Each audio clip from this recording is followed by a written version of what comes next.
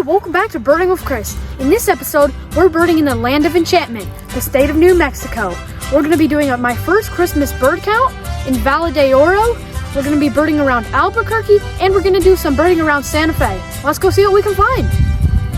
I started the birding by heading out of Albuquerque to Embudito Canyon in the Cibola National Forest. Embudito means little funnel in Spanish, an appropriate name for this tiny canyon.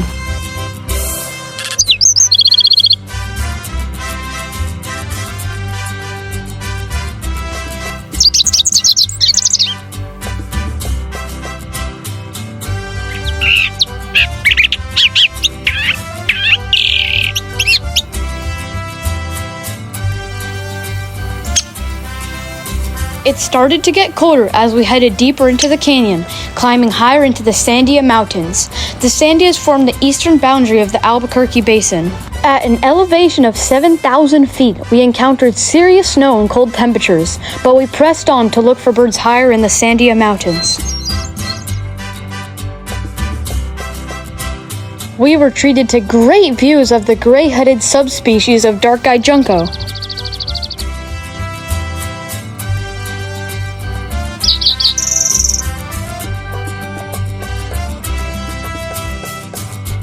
Just before the frostbite kicked in, we received a rare bird alert from a location near the base of the mountain.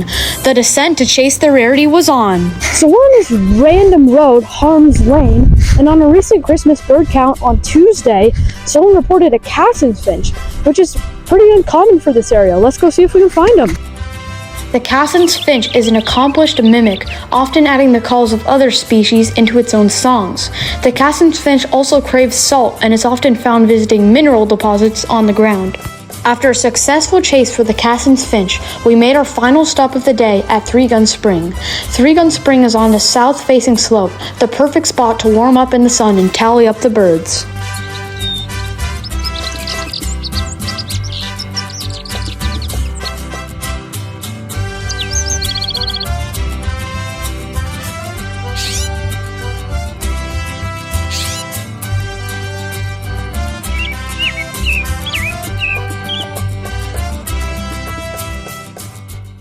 After a solid day of birding in the Sandia Mountains, I returned to Albuquerque to prepare for the following day's sunrise mission, the Christmas bird count.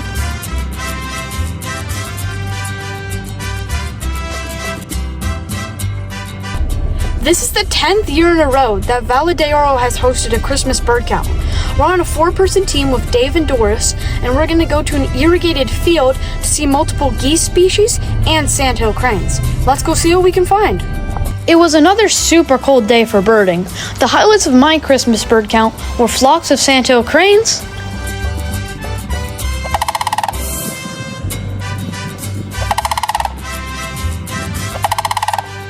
and my lifer, ferruginous hawk.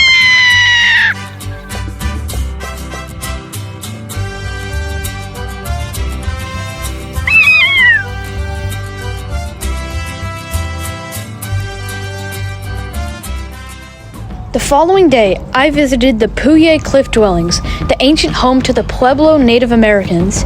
I was fortunate to climb up the cliff face to the mesa top where I saw my lifer, rock wren.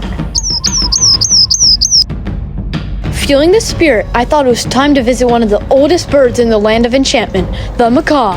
This petroglyph was carved by the Pueblo people over 600 years ago. One of New Mexico's most famous hotspots on eBird is the Rio Grande Nature Center State Park.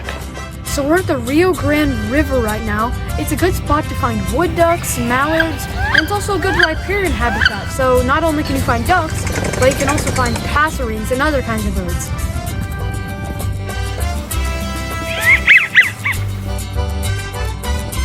A few minutes outside Santa Fe is the Randall Davey Audubon Center and Sanctuary. Over 190 bird species can be found in the sanctuary. I visited on New Year's Eve when the center was closed, but I still got great glimpses of birds. Here's my trip report from New Mexico. I birded in 3 counties, Bernalillo, Rio Arriba, and Santa Fe. I created 15 checklists and saw 66 species, including 10 lifers. Thanks for watching this Land of Enchantment version of Birding with Chris. Please subscribe and happy birding.